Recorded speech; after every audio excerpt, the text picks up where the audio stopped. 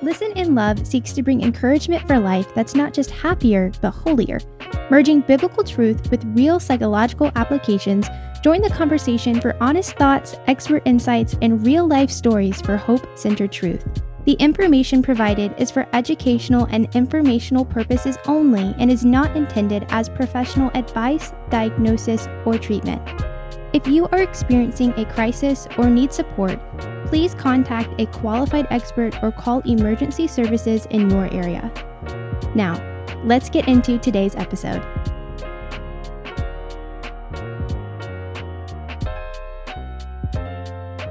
Hello and welcome to Listen in Love. I am one of your co-hosts, Kimberly Charest. I'm the creative director here at Under His Wings, and I am the writer of Softly She Speaks Substack. And this is my co-host, Arcelia Miller, and I'm the executive director of Under His Wings. And many, many other things. And today we're going to talk about a subject that hits close to home for me.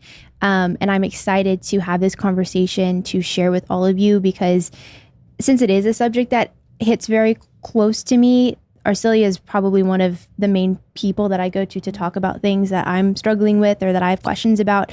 And we've talked about this extensively, like on a personal level and a work level and a professional level and all of that. So this is going to help a lot of young women here today. And I'm excited to get into this. Real quick, just a couple housekeeping before we begin. We do have a new website. It's called Under His Wings, gulfcoast.org. We have officially expanded to Gulf Coast, no longer just Baldwin County, although we love Baldwin County. But we are ready for this change and we're ready to expand. And our Instagram handle has changed to UHW Gulf Coast as well. So be sure to understand that as you're looking for us as we move on. So, Arcelia, today we're going to talk about what are your 20s for? So I'm 22, and you've known me since I was 14, but really since I was 16 is when we really started. You really started becoming my mentor and my friend. But a lot of young women, young ladies 18 to 23 and younger, but we're going to focus on 18 to 23, 24 today, show that there's a lot of stats that they're growing less and less happy. That this generation is just not finding happiness in life. The CDC reported a 60% rise in unhappiness for young women in the last decade. That's a pretty high rise. That's over 50%, in a pretty short period of time, which is just 10 years.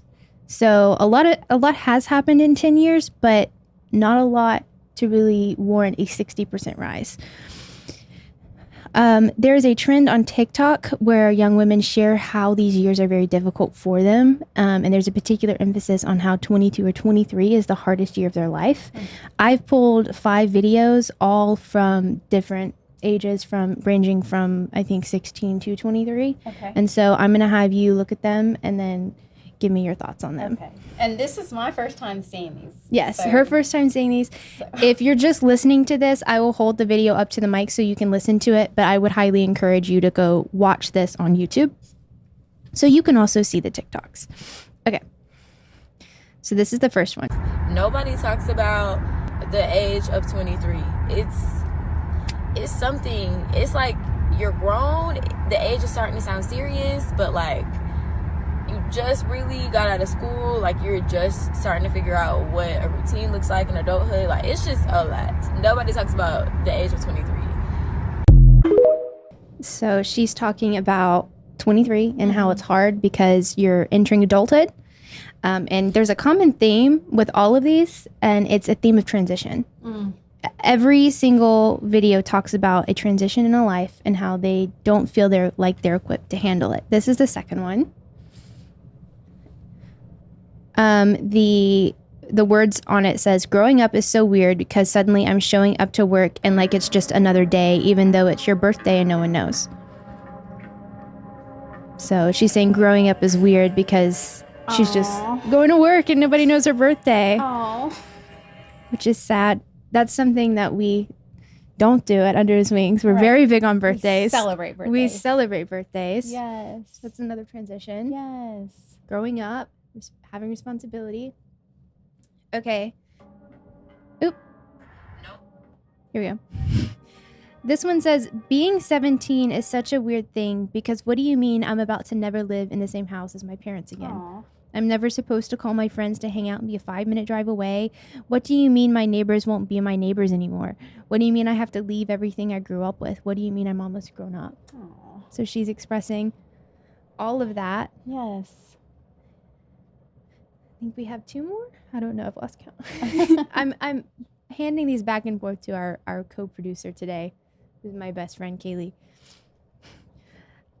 This is another one. It says, growing up is so weird. One day, randomly, you just stop living in the same home with the people you always lived with, your parents and siblings. One day it just stops, then it never happens again. One day you realize that you're never all in the same place. One day while making dinner in your own home, you realize that you never wake up in the same house as your parents again, to the sounds of the TV and breakfast being made. It just happens and you don't even realize it. Aww. There's one more. But they're all talking about growing up and how hard it is. Yes. And all of those transitions. And that relates to me. Yes. Because I've literally just gone through that. I'm about to go through it again. And is it not pulling up? It's okay. It's okay. So the last one isn't pulling up, but I think we get the point. I think we get the point. And just to illustrate the point a little bit more, some of these comments on how she was dropped off at college or how she's growing up and she'll never be in the same room with, not same room, but same lifestyle that she was as she was growing up. All these comments are saying the same thing. They're like, I cried for a week straight after I got dropped off at college because am I supposed to adult now? It's such a weird feeling. I watched my favorite comfort movie last night. And then there's a couple more, and they're trying to give advice on how to go through with transitions. So what are your initial thoughts when you see that? Well, first of all, I think that that's a creative way of expressing themselves. And I think that actually it's a really good thing. I'm glad that they have an avenue and a way to just put what's in their hearts just out there. But being a parent myself and going through transitions, not only just even with our girls within the residential program transitioning, we have transitions all the time here.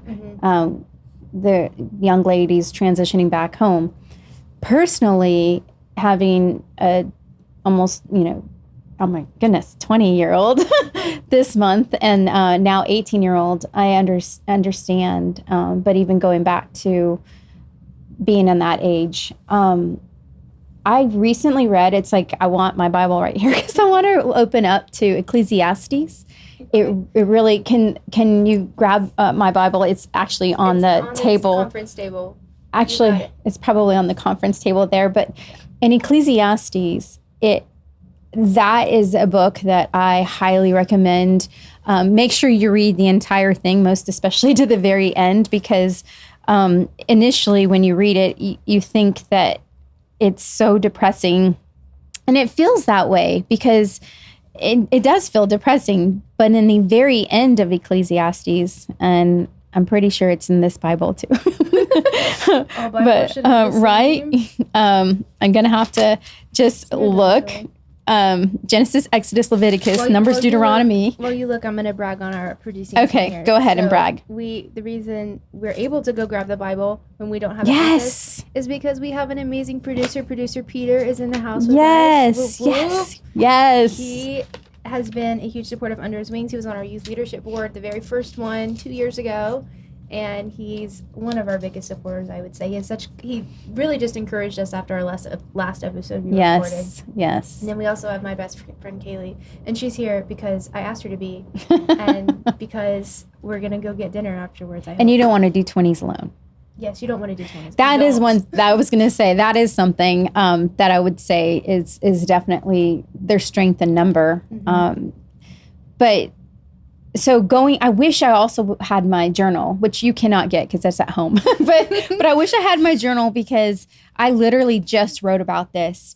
I was talking about how it feels, okay, on the other side of it as a mom, seeing, my son being in the military. And that's a little bit different. I mean, that's a lot of it different than them going away to college because at least, he can't come home on summer breaks.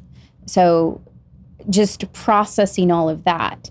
I said that it seemed as if time was just going by so fast, like a rushing river. And I wrote in my journal, like, if I don't bend, I'm going to break.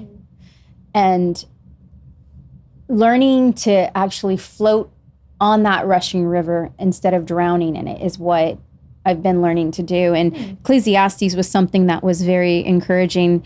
In Ecclesiastes 3, there's an appointed time for everything. And there's a time for every event under the sun, a time to give birth and a time to die, a time to plant and a time to uproot what is planted. And it continues to go through all the different times. So I urge you to read this. But it talks about how there is a time and a season for all things. Transitions are especially difficult in our lives because we are coming into something new, something unknown, and with that comes fear. Mm-hmm. One thing that is good to always remember is that we'll have things change, but if you have a relationship with Christ, that's the one relationship that will always be. Mm-hmm. Because even though I wasn't a Christian when I was younger, I can now do my timeline of my life now, mm-hmm. and I can see how God was always there. Mm-hmm. And it's beautiful. And so to see these girls grasp the reality that they can't grasp and let time stand still, mm-hmm. It's good to mourn that, but not to stay there. Mm-hmm. Because we can't even make the seasons of our life an idol. Ooh. It needs to be something to be enjoyed, to be present, which God does want us to be present, but not held on to. Not held on to. It needs to be one of my favorite worship songs that I listened to when I was going through a really hard transition. I think it's called The Bridge. I'm not the best at music stuff, but they sang, "I will climb this mountain with my hands wide open." And they sing that over and over and over again. And when I was driving to and from college, I would just sing that, "I will climb this mountain with my hands wide open," because I was going through stuff and all I knew was to just give it to the Lord. And that ended up being the best thing for that transition. But kind of going back to the different transitions that are in a girl's life, because young adulthood is hard. I think a lot of people, in conversations that I have with older people who aren't you, or more mature young women who aren't you, they tend to just be like, "Oh, I wish I was 18 again and I could just have all the fun in my life. And I wish I could just go back and be young again." And that always kind of strikes me as a little odd, because I wish I was 33 and married and homeschooling my kids and writing on the side. But I'm in this season of life, which is I'm post-grad college as of 6 months. I'm working towards law school, which is the hardest thing I've ever really had to do academically. And all of these things that I just wish were over. And I wish I could fast forward 10 years.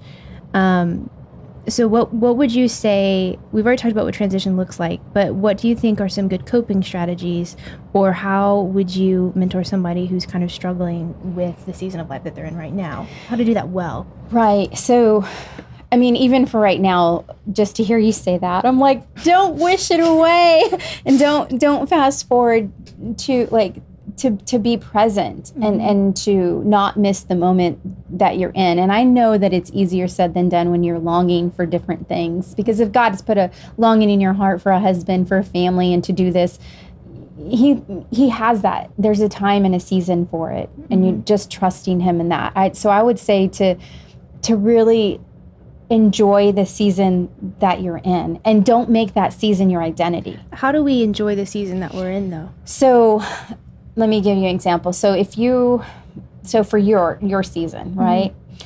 It says, God says, give thanks in all circumstances. So really identifying, like, give me 3 things that you can be thankful for right now.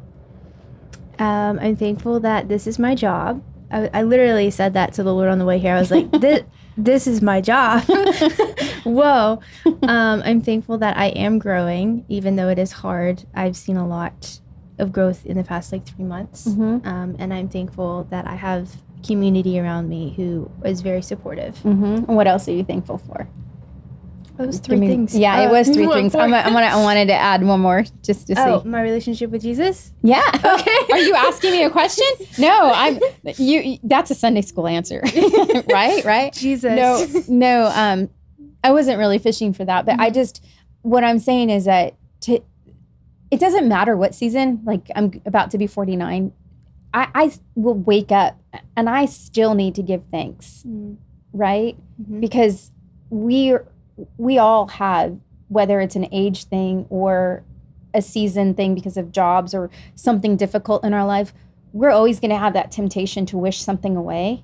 But instead, humbling ourselves, I'd say the best way is like humbling ourselves. If you're a Christian, you've got that relationship with God and you're growing in your trust with him. Of just humbling yourself under the mighty hand of God and knowing that he will exalt you at the proper time.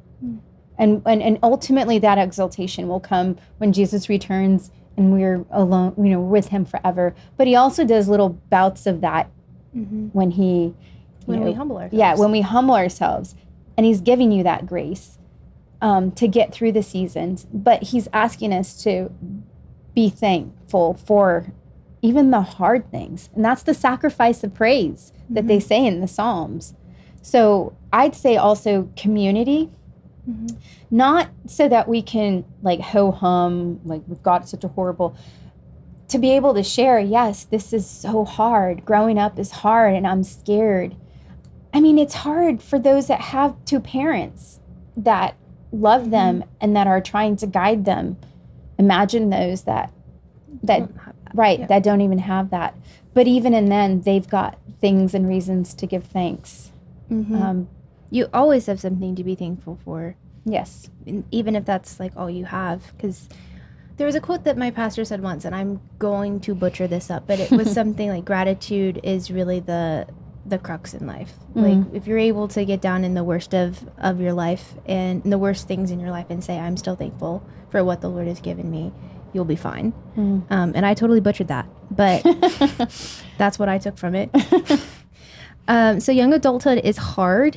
There's a lot of transitions. Let's talk for a little bit about what kind of transitions. So let's pretend for a minute that we are talking to a 15-year-old girl who is saying she's excited to be in high school, but she's working towards her college goals, but she doesn't know if she's going to go to a college far away or she's going to stay home because she wants to be near her family. All of that stuff. What are some transitions that you could see in her between 15 and 25 that might be really hard? Well, obviously it would be different for each person, like in terms of their personality, like how hard are they on themselves and, how set are they in these goals and how submitted are these goals to the Lord. But traditionally for any transition, you've got your, the 15-year-old, that's usually a sophomore in high school, right? Well, once they graduate, just even knowing the junior year is the year you start visiting colleges and things like that. But people need to know that it's not even just that one video that one young lady was saying, okay, I just finished college, now what? I think that as parents and as adults and mentors in the lives of the students, we need to come alongside them earlier. We need to, like with all those transitions that she's about to have, it's the beginning of understanding who God created them to be. The gifts and talents that they have, all of that is starting to unfold from the day that they're born, right? And we're able to cultivate an environment to nurture that. That's what we should be doing as adults and mentors, so that by the time transitions are going to be hard no matter what, right? Because it's change. But if they have this settling in their heart of their identity and who God created them to be, and that relationship, those transitions are going to be a lot easier. It's not going to be 100% easy, but they're going to be able to have that that consistency of heart, of knowing confidence, and their confidence, and it's God confidence that God is with them no matter what transition that they are in. We're going through that with our daughter, going into college next year, but she's still going to be living in our home. So we are coming alongside her and allowing her to feel the weight of responsibility, but not too much to drown her, right? If you're a parent and you have that opportunity to do that, then great. But there are some families that don't have that. So if we are able to mentor students earlier on, I think that establish that relationship, people like, yeah, exactly. I like what you said about your relationship with Christ is what's going to get you through that. And not only get you through that, but set you up for success. But because when I think of all the times, I was like, I moved out when I was 18 and I started college, was commuting to college an hour one way each day, and like had to figure out like how to pay bills and how to grocery shop and all of that stuff all at once. And then when that season ended and I became a young adult and I got a job and I transitioned into a job, and even more responsibility came, and then you had to move and all of those things. I remember thinking several times during those transitions, being like, I don't know what's about to happen. I don't know if I'll have to live out of my car for a couple weeks, but I'm a daughter of God, and that's all that matters. And he always did provide. So that's good. Jesus does always provide. Well, that's, so the Ecclesiastes, the very last chapter, 12, verse 13, or actually I'll go, 13 and 14. It says the conclusion. So if you read the entire Ecclesiastes, it seems like it's very depressing because it's saying everything's vanity, like whatever we build, right? But you definitely have to read the end, because it says the conclusion, when all has been heard, is fear God and keep his commandments, because this applies to every person. For God will bring every act to judgment, everything which is hidden, whether it's good or evil. So in the end, it's fearing God, and that fearing is having reverence of respecting and knowing that he exists and submitting to him. That is going to give people the purpose. And that's what it sounds like, that because you have that relationship, that security, and it's not easy. Nope. It's not easy. But there is peace. There is peace in that. So we have hit our 20-minute mark, but I have a couple more questions. We have hit all of them already, but just to kind of the perseverance place. I'm sure perseverance place. We're going to talk about that in a second. But to the young Christian woman who is listening to this right now, and to even if you're not a Christian, like we've talked about transitions, we've talked about how to kind of prepare yourself for that. Get a mentor. Yes, get a mentor. Get a mentor. Learn about who God is if you're not a Christian. Ask him some questions. He wants to get to know you, because that's really going to be what's going to get you through your transitions. But what about unmet expectations? Oh.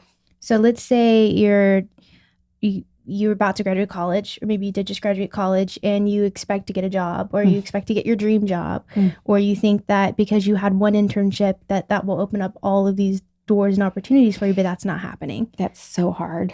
Yes. So, or like maybe you took the LSAT and it wasn't the score that you wanted. Right. Like all of these unmet expectations. What does that look like from this perspective? And you're saying from the perspective of Christians. Well, that's always an easier one, right? With easier, I say in air quotes, because I like to share how time is not linear for God, right? For us, it is. We're on this timeline, right? And all we see is this. When we set our mind on things above, not on the things of this earth, and we remember that God is over time, he is the Alpha and the Omega. He knows why I did not get blank. Yeah. He knows why that relationship didn't work. He knows. I don't know the intricacy. I don't know everything. It's like when the Air Force was downsizing. I was devastated because I was going to be a 4-star general in the Air Force, according to my mind. But I didn't have a relationship with the Lord at that time. So it nearly destroyed me because I had made that my identity. As a Christian, we have the opportunity of looking above and seeing, and knowing that God, he knows the beginning and the end. I trust the one who's up here, even if I'm down here and have no clue what's going on. So cultivating that relationship is what's going to help you. Even in the secular world, General Colin Powell said, don't put your ego so close to your job that when your job goes, your ego goes with it, right? So those that don't know the Lord, I mean, you can even understand that. But I say, according to God's word, don't put your identity so close in what you do, even if it's a ministry job, that when it goes, our identity needs to be in Christ. Needs to be in Christ and his plans for you. But it is easier said than done, okay? Like there's crying and dying to self that curse. Yes. Because even with you, I was like, we're going to celebrate the fact that you took a step toward it. And we're going to celebrate this. There's always something to be thankful for. Because we learn. And you feel more confident out of your failures. Failures create more character in you. So we talked about transitions. We talked about 18 to 23-year-olds. Let's talk about how we're creating a transitional home for young women who may or may not have the community or the parental help to transition them into adulthood well. Very excited about it. The state of Alabama does not consider you an adult till you're 19 years old. So what that means is you cannot, if you're 18 and you don't have parents or guardians that can help you, you can't sign a lease agreement or even a contract until you're 19. There's a whole amount of girls out there that don't have a safe place to go. And so with Perseverance Place, that's going to be an extension of the program we currently have. It's going to help 18 to 23-year-olds. And this is a transitional home that's a personal professional development program. It's a program where you're going to be able to rediscover yourself or discover yourself for the first time. We're going to give you mentors. We're going to help you educationally, or maybe there's a trade that you want. Because we will have the access to the resources to help these young ladies. They're going to have a timeline. They're not going to be there growing roots.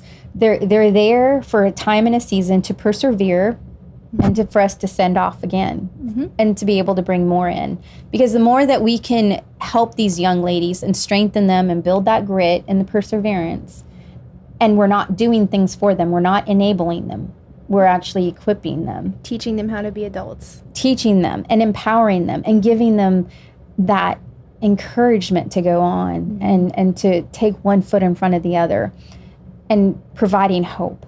Even not within the walls, but even outside the walls. So Perseverance Place is one of our newest programs, which I'm excited. And we're already doing that outside the walls of Under His Wings. We just now are going to be building so that we could repurpose our current home for 18 to 23-year-old girls. Yes. So if you're interested in learning more about that, you can find that on our website at underhiswingsgulfcoast.org.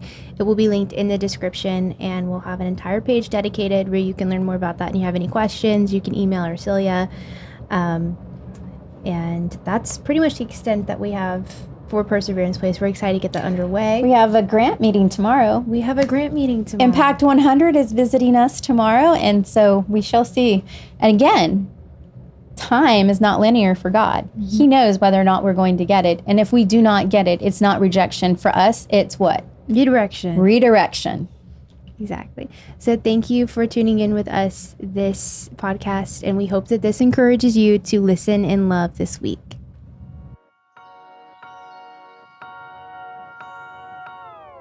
This episode of Listen in Love was made possible by supporters of Under His Wings, a nonprofit dedicated to the personal and professional development of young women.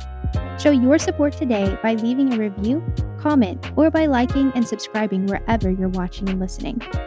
Thank you to all the volunteers who made this episode possible. In-studio producer, Peter Gardner. Audio engineer and music, Luke Killam. Executive producer, Kimberly Charest. To learn more, support the mission, or share your story, visit us at underhiswingsgulfcoast.org.